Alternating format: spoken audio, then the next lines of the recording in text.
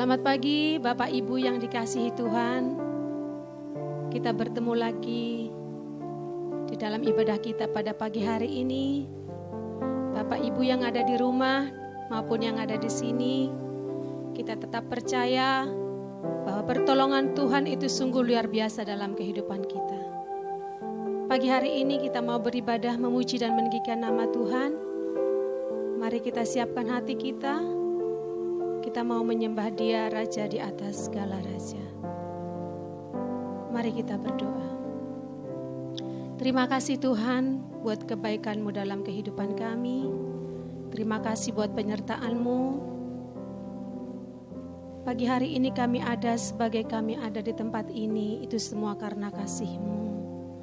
Kami mau memuliakan nama-Mu, kami mau meninggikan nama-Mu. Tuhan kuduskan layakan kami, untuk kami boleh datang memuji dan menyembah Engkau. Kuasai hati pikiran kami Tuhan, ajar kami untuk memberikan yang terbaik untuk Engkau pada pagi hari ini.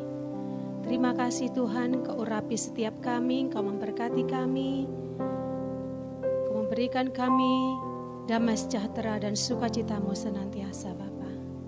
Kami memulai ibadah kami pagi hari ini. Di dalam nama Yesus kami berdoa, haleluya, amin.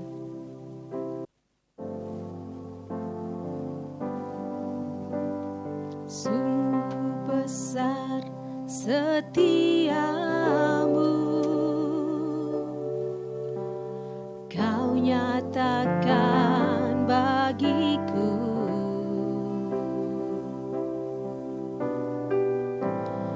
Kau Bapa yang selalu mengerti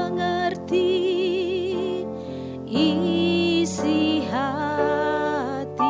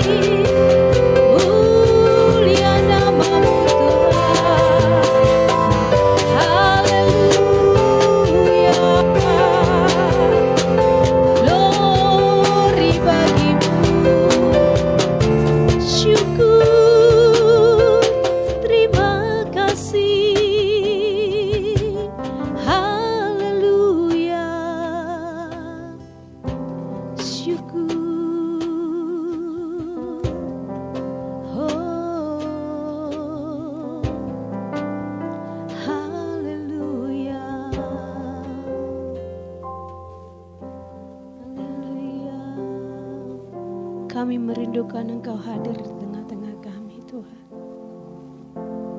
untuk melawat setiap kami. Haleluya.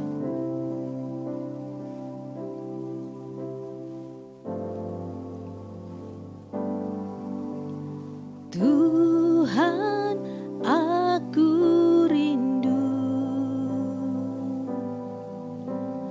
Tuhan, aku siap. Penuhi kami dengan Roh-Mu.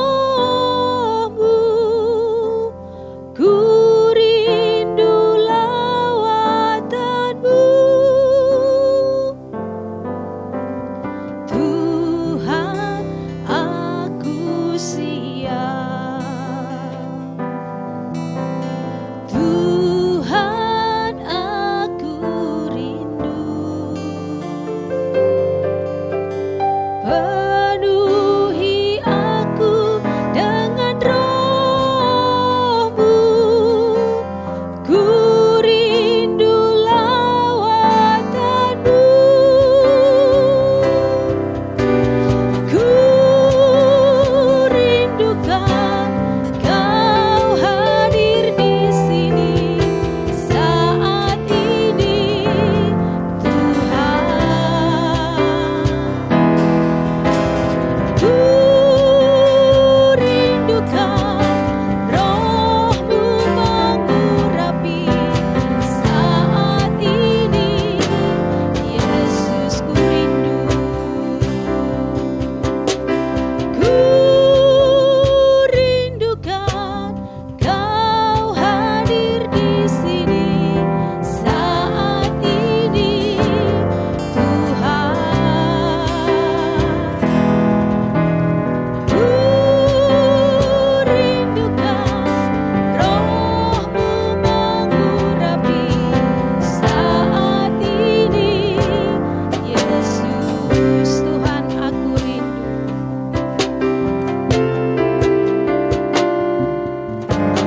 Tuhan, aku rindu. Tuhan, aku siap. Penuhi aku dengan Roh-Mu. Ku rindu lawatan-Mu. Ku rindukan Kau hadir di sini saat ini, Tuhan. Ku rindukan Roh-Mu mengurapi saat ini, Yesus. Kami rindu Tuhan. Ku rindukan Kau hadir di sini saat ini, Tuhan.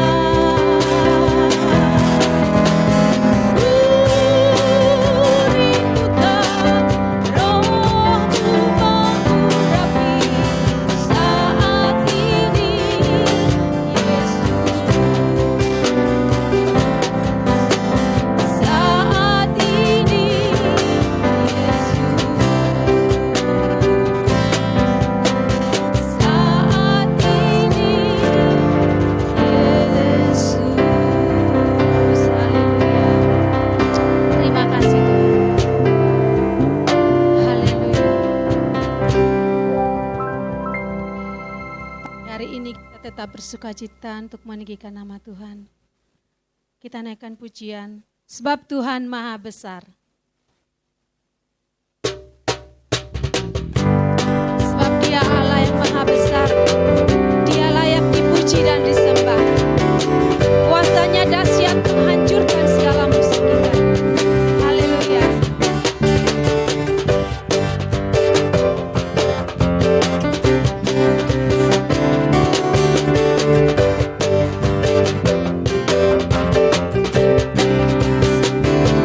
Sebab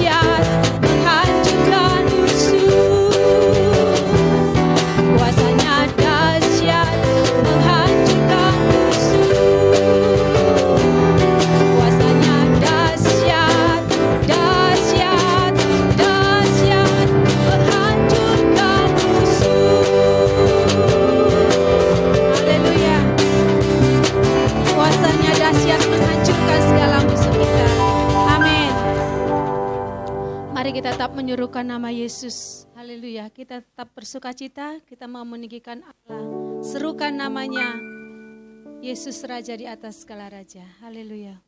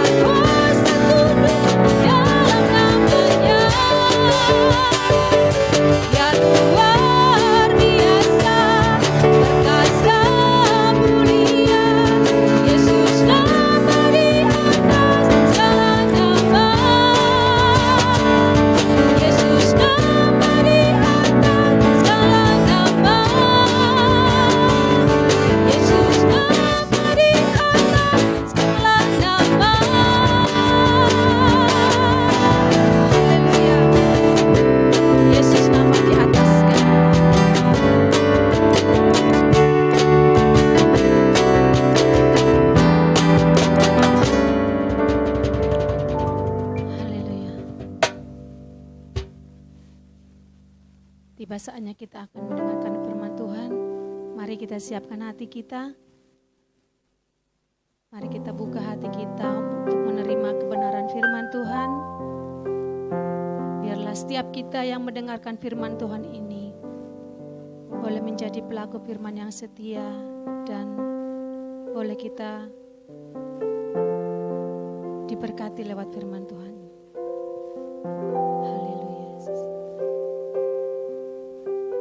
Tuhan selalu menolong kita.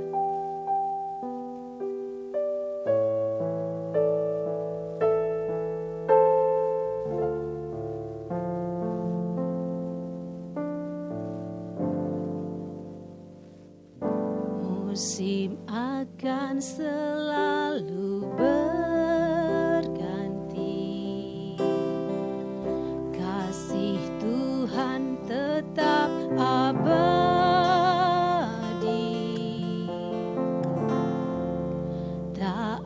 Akan berubah sampai selamanya, ku tetap percaya. Ku yakin Tuhan memberkati, ku yakin Tuhan melindungi.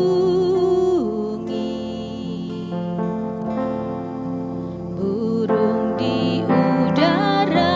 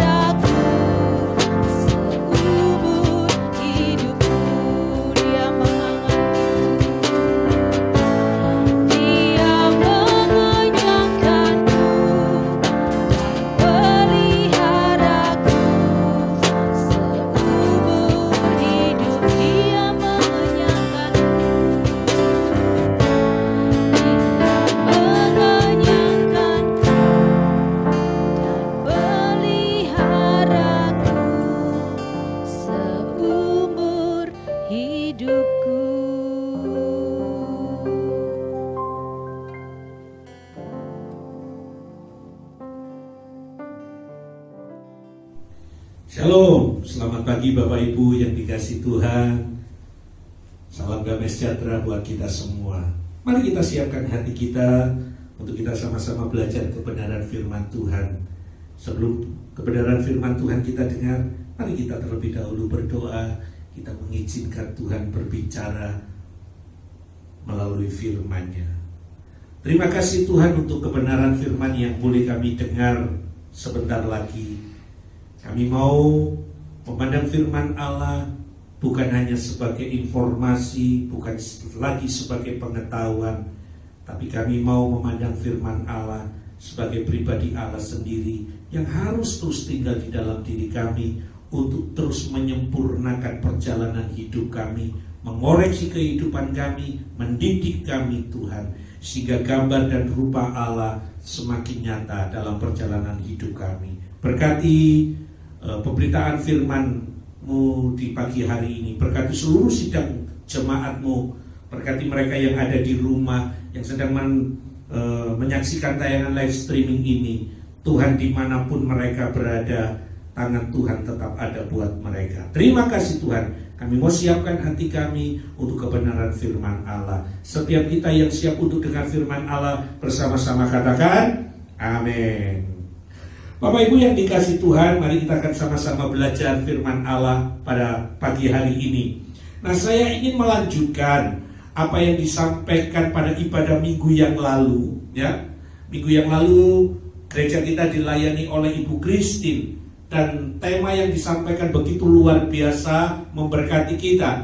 Minggu yang lalu kita bicara tentang serius dengan Tuhan. Di tengah-tengah masa yang sukar, di tengah keadaan yang sedang terjadi hari-hari ini, keseriusan kita dengan Tuhan itu yang menentukan perjalanan kita. Nah, hari ini saya ingin melanjutkan kembali. Nah, salah satu tanda bahwa seseorang itu serius dengan Tuhan, salah satu tanda bahwa orang itu sungguh-sungguh serius untuk mengiring Tuhan adalah ketika seseorang bertumbuh di dalam Tuhan. Nah, hari ini kita akan sama-sama belajar. Tema ini mungkin kerap kali kita dengar tentang bertumbuh di dalam Tuhan. Bertumbuh. Mungkin acap kali kita dengar. Tapi tidak ada salahnya kalau pagi hari ini kita terus belajar. Setuju? Nah, hari ini kita akan belajar bersama-sama bertumbuh secara rohani di hadapan Tuhan. Bukan hanya secara jasmani kita bertumbuh, tapi yang terpenting adalah manusia rohani kita pun juga mengalami pertumbuhan. Nah, kata bertumbuh, saudara, itu kata yang dikehendaki oleh Tuhan dalam diri setiap kita. Sama seperti seorang ayah dan seorang ibu ketika mendapat kehormatan, dipercaya Tuhan anak, harapan terbesarnya adalah melihat anak-anaknya itu bertumbuh. Bukan hanya usia, tetapi secara fisik mengalami pertumbuhan juga. Hal yang sama sebenarnya Tuhan menghendaki buat kita. Bukan berapa lamanya kita mengiring Tuhan, bukan berapa tahun kita sudah jadi orang Kristen. Pertanyaannya bukan berapa lamanya itu, tetapi yang perlu kita sikapi hari ini adalah apakah dalam pengiringan kita kepada Tuhan, Tuhan mendapati bahwa setiap kita ini bertumbuh, Bapak Ibu. Nah, itu penting. Percuma kalau Anda dan saya jadi orang Kristen, percuma kalau kita ini jadi murid Tuhan, tapi Tuhan mendapati kita ini tidak bertumbuh. Tuhan melihat kita ini stagnan. Tuhan tidak menghendaki, Bapak Ibu. Tuhan menghendaki setiap kita bertumbuh. Nah, kunci, perhatikan ini, kunci untuk seseorang bertumbuh, kuncinya adalah sederhana. Garis bawah ini, pertumbuhan itu harus disengaja. Pertumbuhan itu harus diusahakan. Nah, nanti kita akan lihat kenapa. Nah, Bapak Ibu, ada sebuah ayat yang membuat miris, membuat rasanya tidak nyaman. Sebuah teguran keras yang disampaikan oleh Rasul Paulus buat gereja Tuhan.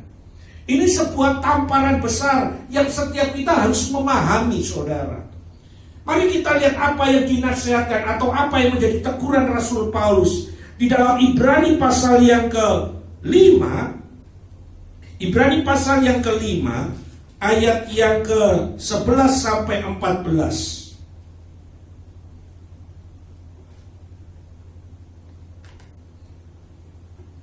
Ibrani pasal yang ke-5 ayat yang ke-11 sampai 14. Demikianlah firman Tuhan. Mari perhatikan dengan sungguh-sungguh Bapak Ibu.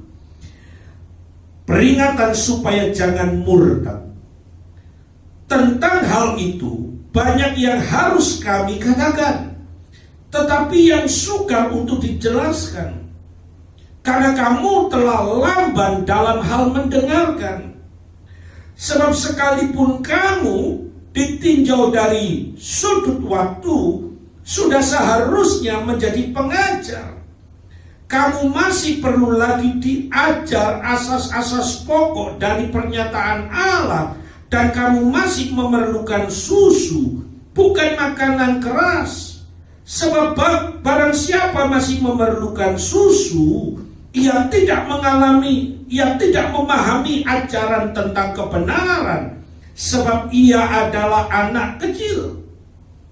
Tetapi makanan keras adalah untuk orang-orang dewasa, yang karena mempunyai panca indera yang terlatih untuk membedakan yang baik daripada yang jahat. Bapak Ibu yang dikasihi Tuhan, teguran keras yang Rasul Paulus sampaikan, bahwa ternyata Rasul Paulus menjumpai ada banyak orang yang ditinjau dari segi usia, seharusnya mereka sudah jadi pengajar, minimal mengajar diri sendiri. Tetapi Rasul Paulus menjumpai bahwa ternyata masih anak-anak, saudara, belum menjadi pribadi yang dewasa. Itu yang mengakibatkan Rasul Paulus sangat sedih menyaksikan tentang ada banyak orang tidak bertumbuh di dalam perjalanan kehidupan rohaninya. Nah, hari ini biarlah setiap kita melihat, mengoreksi. Saya pun terus belajar. Bukan berarti saya sudah lebih. Nah, kita semua sedang belajar. Mari kita melihat apakah kita mendapati hari ini kita terus dalam proses bertumbuh, atau malah sebaliknya ada kemunduran yang sedang kita kerjakan. Ketika di masa-masa yang sukar seperti ini, ketika tidak banyak gereja yang masih melakukan ibadah secara langsung, masih ada ibadah yang dikerjakan di rumah lewat tayangan live streaming, ada banyak anak Tuhan di rumah, ibadahnya dikerjakan di rumah. Pertanyaan yang terbesar adalah, apakah mereka sungguh-sungguh mengerjakan ibadah itu? Sekalipun sudah diberitahu oleh pihak gereja bahwa ibadah jam segini. Kalau ibadah langsung mereka hadir. Tapi ketika ibadah di rumah, apakah pada jam yang telah ditentukan, pada jam yang telah disepakati, apakah mereka duduk untuk sama-sama masuk dalam sebuah komunitas beribadah? Nah, itu hal yang perlu kita perhatikan, Bapak Ibu. Nah, oleh karena itu pagi hari ini mari sama-sama kita belajar untuk kita ini mengalami pertumbuhan di dalam perjalanan hidup kekristenan kita. Nasihat Rasul Paulus, kembali mari kita lihat di dalam Ibrani pasal yang ke-12. Ibrani pasal yang ke-12, ayat yang pertama sampai ayat yang kedua. Ya. Ibrani pasal yang ke-12, ayat yang pertama sampai ayat yang kedua. Demikianlah firman Tuhan. Karena kita mempunyai banyak saksi, bagaikan awan yang mengelilingi kita, marilah kita menanggalkan semua beban dan dosa yang begitu merintangi kita, dan berlomba dengan tekun dalam perlombaan yang diwajibkan bagi kita. Marilah kita melakukannya dengan mata yang tertuju kepada Yesus yang memimpin kita dalam iman dan yang membawa iman itu kepada kesempurnaan, yang dengan mengabaikan kehinaan tekun memikul salib ganti sukacita yang disediakan bagi Dia yang sekarang duduk di sebelah kanan takhta Allah. Bapak Ibu yang dikasihi Tuhan, ada nasihat yang Rasul Paulus juga ingin sampaikan buat kita dalam proses bertumbuh. Mari kita lihat dari dekat, saudara. Ada beberapa hal yang perlu kita ketahui tentang pertumbuhan rohani, ya.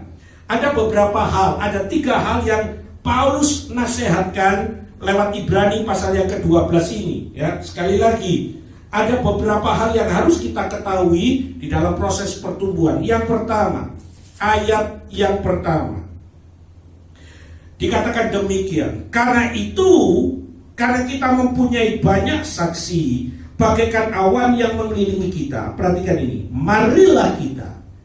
Ini sebuah kata yang patut untuk diperhatikan.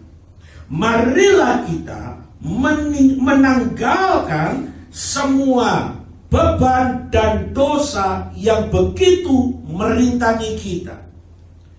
Saudara yang dikasihi Tuhan, bahwa ketika seseorang bertumbuh dalam perjalanan hidup kekristenannya, bukan berarti orang itu tidak punya masalah. Setuju?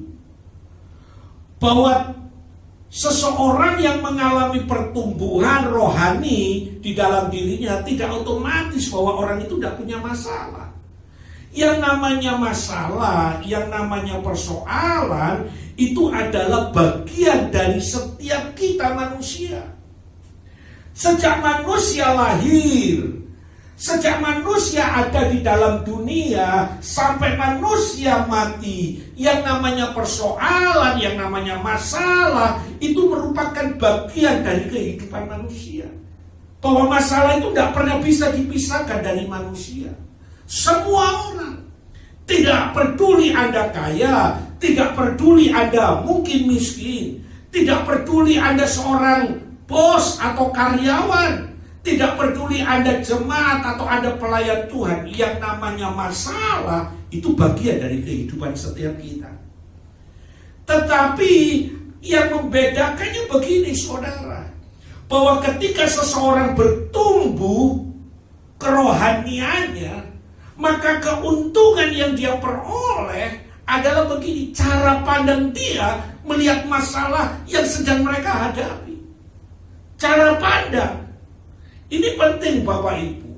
Cara pandang melihat setiap persoalan.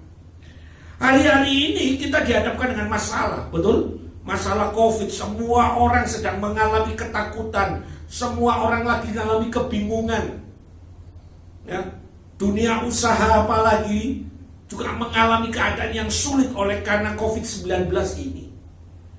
Tapi untuk orang-orang yang memiliki pertumbuhan rohani yang sehat, cara pandangnya akan berbeda. Saya punya pemimpin rohani, Bapak Ibu. Dia juga seorang pengusaha, ya, seorang pengusaha. Dia punya karyawan. Di tengah situasi COVID-19, ketika diberlakukan PSBB, ada banyak hal yang sedang terjadi. Bahkan banyak perusahaan mengalami yang namanya kesulitan secara keuangan, sehingga ada banyak perusahaan yang bangkrut. Bahkan ada perusahaan yang menggaji karyawannya dipotong, ada pemotongan gaji. Untuk apa? Supaya perusahaan itu tetap eksis.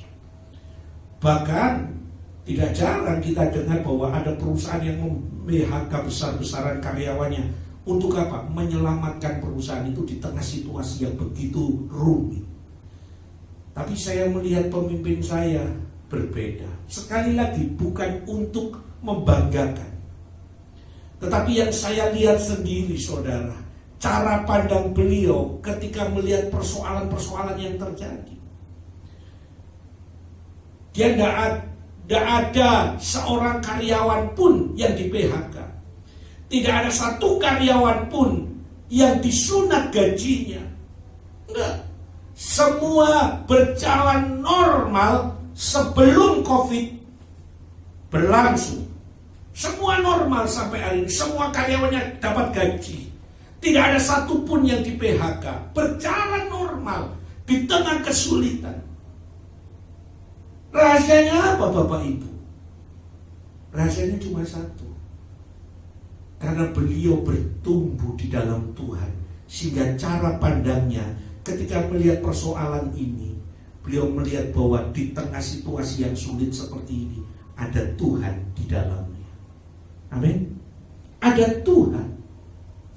Dan saya percaya bahwa Tuhan tidak tinggal diam. Tuhan tidak tinggal diam membiarkan anak-anak yang dia kasihi jatuh. Enggak. Tuhan akan menolong. Oleh karena itu, keuntungan yang pertama yang perlu kita perhatikan adalah cara pandang. Cara pandang kita manakala ada persoalan-persoalan yang terjadi di dalam diri kita. Cara pandang kita melihatnya dengan cara pandang Tuhan, saudara. Ini yang menjadi rahasia yang Paulus ingin nyatakan pada pagi hari ini. Yuk kita bertumbuh, sebab ada keuntungan yang kita peroleh. Kita tidak lagi melihat bahwa masalah itu besar. No. Semakin kita bertumbuh dewasa, semakin kita bertumbuh ke arah Kristus, semakin rohani kita dibangun sedemikian rupa. Masalah boleh datang, tapi kita hanya melihatnya dengan apa? Tersenyum. Karena apa? Kita percaya ada Tuhan yang terus bekerja di dalamnya. Amin Bapak Ibu. Cara pandang. Yang kedua Bapak Ibu, apa yang perlu kita perhatikan di dalam perjalanan pertumbuhan rohani kita? Mari kita lihat ayat yang pertama dari Ibrani tadi. Ayat selanjutnya dikatakan begini, dan berlomba apa? Dengan tekun dalam perlombaan yang diwajibkan bagi kita. Digambarkan oleh Rasul Paulus bahwa pertumbuhan rohani seseorang itu digambarkan seperti sebuah perlombaan, seperti sebuah pertandingan. Yang membedakan adalah begini Bapak Ibu, kalau pertandingan di dunia itu pasti ada lawan yang kelihatan, setuju ya? Pasti ada lawan yang kelihatan. Ada musuh yang kita tahu kekuatannya, yang kita tahu kelemahannya, kita sudah mengukurnya, kita pelajari. Itu pertandingan yang ada di dalam dunia ini. Tapi yang Rasul Paulus maksudkan di sini, pertumbuhan rohani kita itu digambarkan dalam sebuah perlombaan. Musuh terbesarnya bukan orang lain. Musuh terbesarnya adalah diri kita sendiri. Diri kita sendiri inilah yang menjadi musuh terbesar dari proses pertumbuhan kita. Tadi di awal saya sudah bilang bahwa kunci untuk seseorang bertumbuh itu apa? Harus apa? Disengaja, diusahakan, diupayakan. Tidak bisa mengalir. Sebab musuh yang terbesar di dalam diri kita bukan iblis. Iblis sudah ditaklukkan 2000 tahun yang lalu. Setuju saudara? Ketika Yesus mati di kayu salib, iblis telah dikalahkan. Sekarang musuh yang terbesar di dalam diri kita ini bukan iblis. Musuh terbesar kita ini adalah diri kita sendiri nih loh. Kehendak bebas kita. Ini musuh terbesar dalam diri kita, saudara. Pertanyaannya adalah begini, di manakah kita meletakkan kehendak bebas kita? Apakah kehendak bebas kita letakkan di dalam Kristus, atau justru sebaliknya kehendak bebas kita taruh pada hawa nafsu kedagingan kita? Ini musuh terbesar. Makanya pertumbuhan itu harus disengaja. Contoh sederhananya adalah begini. Kita tahu minggu itu ibadah. Setuju? Tahu. Secara umum saya tidak menyebutkan ibadah tengah minggu, ibadah konser, enggak. Secara umum orang Kristen ibadahnya hari Minggu. Kita tahu ibadah hari Minggu. Tapi untuk kita ini beribadah, maka yang namanya kehendak bebas itu harus kita taklukkan di mana? Kalau kehendak bebas kita taklukkan kepada kedagingan kita, maka saya percaya kedagingan kita akan berkata begini, sudah tidak apa-apa, masih ada minggu depannya lagi, sudah apa-apa, apalagi sekarang ini keadaan seperti ini, nanti kalau kamu beribadah, nanti kamu kena apa? Kena virus COVID-19, kamu kena tular, lebih baik di rumah aja lah, ibadah di rumah. Nah, ketika ibadah di rumah, waktunya ibadah berlangsung, iblis mulai bekerja kembali. Weslah istirahat dulu, capek, nanti bisa lihat tayangan ulangnya kok, nanti bisa lihat YouTube-nya kok. Weslah santai dulu. Kita taklukkan pada kehendak bebas kita taklukkan pada hawa nafsu kita. Tapi berbeda Bapak Ibu dengan orang yang mau bertumbuh. Dia taruh kehendak bebasnya pada kehendak Allah. Dan kehendak Allah bagi setiap kita adalah kita bertumbuh ke arah Kristus. Amin. Maka ketika dia sadar bahwa hari ini adalah hari Minggu, di mana dia harus beribadah, maka dia akan mengusahakan dirinya untuk datang beribadah. Dia tidak mau telat. Dia menjadi orang mungkin yang nomor 1 datang ke gereja. Mengusahakan, mengupayakan. Dia bisa menaklukkan apa? Kehendak bebasnya. Ini hal yang terpenting Bapak Ibu. Jadi kenapa saya ingin sampaikan, harus diusahakan, diupayakan. Mari kita lihat Yohanes pasal yang ke-15. Yohanes pasal yang ke-15 ayat yang pertama. Mungkin seringkali kita membaca kebenaran ini. Perhatikan Bapak Ibu, Yohanes pasal yang ke-15 ayat yang pertama sampai ayat yang ke-8.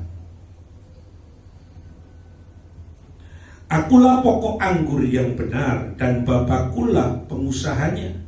Setiap ranting padaku yang tidak berbuah, perhatikan, dipotongnya, dan setiap ranting yang berbuah dibersihkannya supaya ia lebih apa? Banyak berbuah. Kamu memang sudah bersih karena firman yang telah kukatakan kepadamu. Tinggallah di dalam aku dan aku di dalam kamu. Sama seperti ranting tidak dapat berbuah dari dirinya sendiri kalau ia tidak tinggal pada pokok anggur.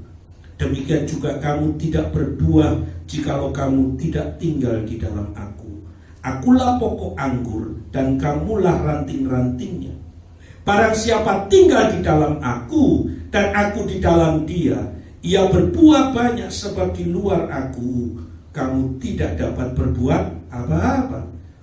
Barang siapa tidak tinggal di dalam aku, ia dibuang keluar seperti ranting dan menjadi kering, kemudian dikumpulkan orang dan dia apa? Campakkan ke dalam api lalu dibakar. Jikalau kamu tinggal di dalam aku dan firmanku tinggal di dalam kamu, mintalah apa saja yang kamu kehendaki dan kamu akan menerimanya. Dalam hal inilah Bapakku dipermuliakan, yaitu jika kamu berbuah banyak, dan dengan demikian kamu adalah murid-muridku. Perhatikan, untuk proses mendapatkan hasil yang banyak, maka perhatikan dikatakan tadi, kalau ranting itu sudah kering, kalau ranting itu tidak menghasilkan apa-apa, maka ranting itu akan dipangkas, dibersihkan pohon itu, Supaya apa? Ketika pohon itu sudah dibersihkan, harapannya dari pemilik pokok anggur, pemilik dari pohon anggur itu adalah supaya pohon ini menghasilkan sesuatu yang lebat. Seorang pengusaha dari pohon anggur ini tidak tinggal diam. Dia tidak akan duduk santai manakala dia melihat bahwa pohon anggurnya itu dipenuhi dengan ranting-ranting yang kering.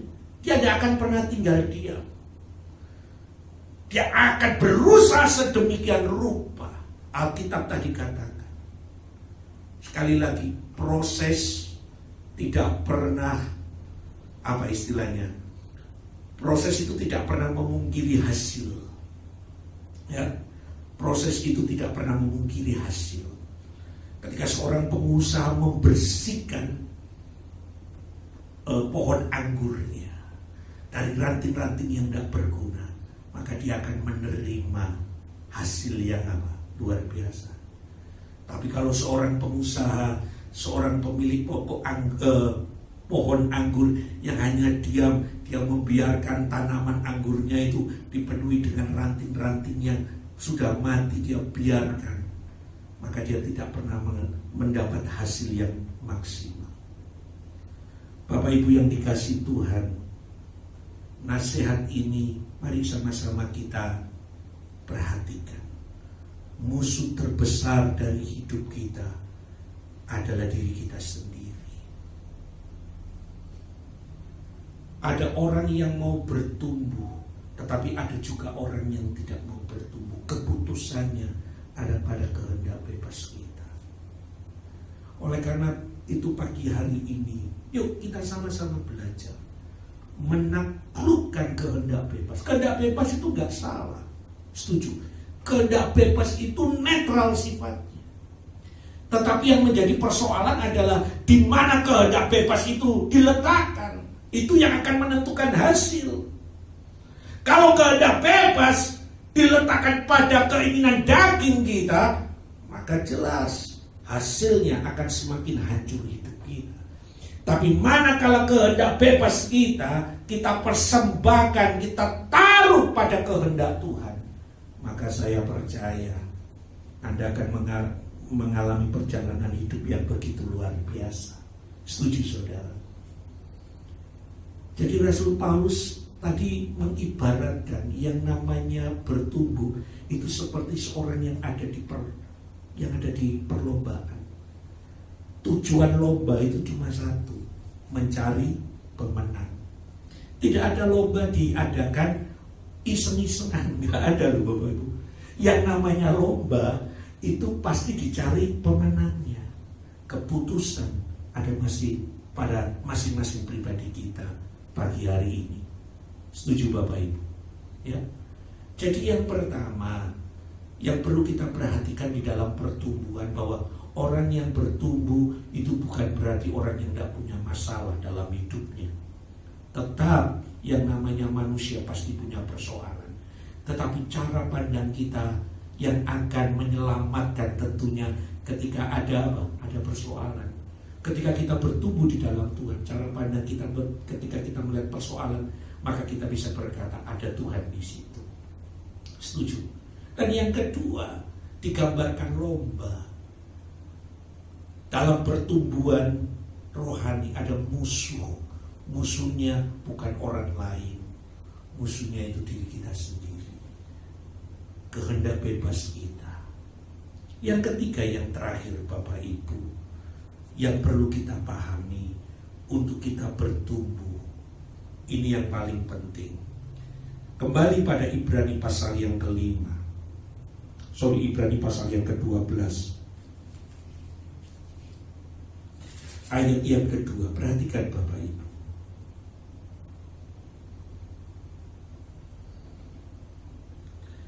Demikian firman Tuhan. Marilah kita, perhatikan, marilah kita, diulangi kembali. Marilah kita melakukannya dengan mata yang tertuju kepada siapa? Yesus, yang memimpin kita dalam iman dan yang membawa iman kita itu kepada kesempurnaan. Yang dengan mengabaikan kehinaan tekun memikul salib ganti sukacita yang disediakan bagi dia yang sekarang duduk di sebelah kanan takhta Allah. Yang ketiga Bapak Ibu, hal yang perlu kita perhatikan untuk kita ini bertumbuh rohani kita, maka yang terpenting Paulus sampaikan begini, fokus melihat kepada siapa? Mengarah kepada Yesus. Ya, dikatakan tadi ayat yang kedua, coba perhatikan. Marilah kita melakukannya dengan mata yang tertuju kepada Yesus. Fokusnya adalah Yesus, bukan yang lain. Sebab tujuan kita, tujuan Tuhan menciptakan kita sejak awal Tuhan menciptakan manusia. Perhatikan di dalam Kejadian pasal yang pertama, tujuan awal menciptakan manusia adalah segambar dan serupa Allah. Tetapi oleh karena dosa, maka gambar dan rupa Allah itu apa? Kabur, hilang di dalam diri manusia.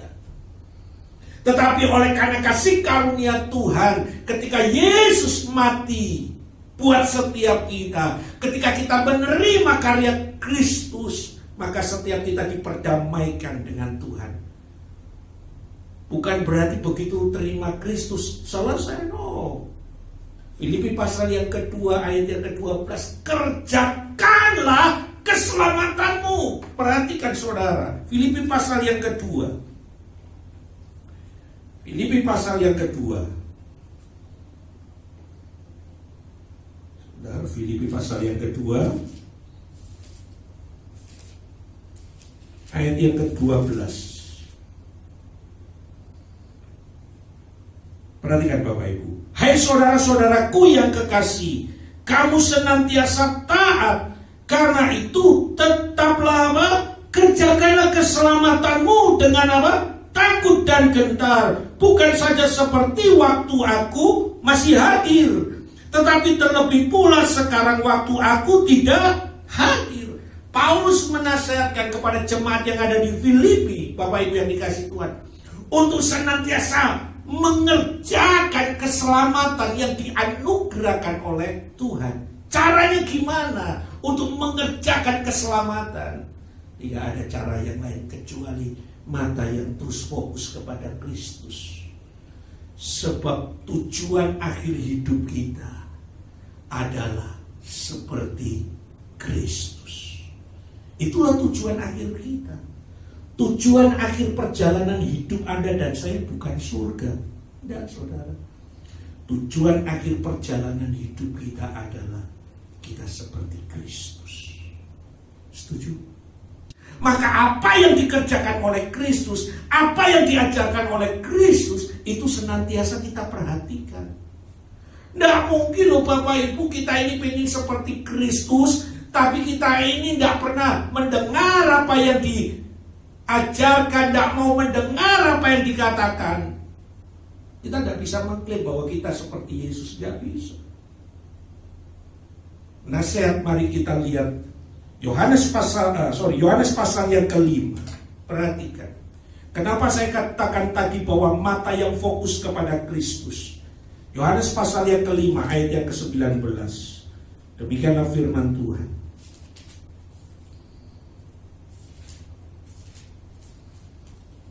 Yohanes pasal yang ke-5 ayat yang ke-19. Demikianlah firman Tuhan.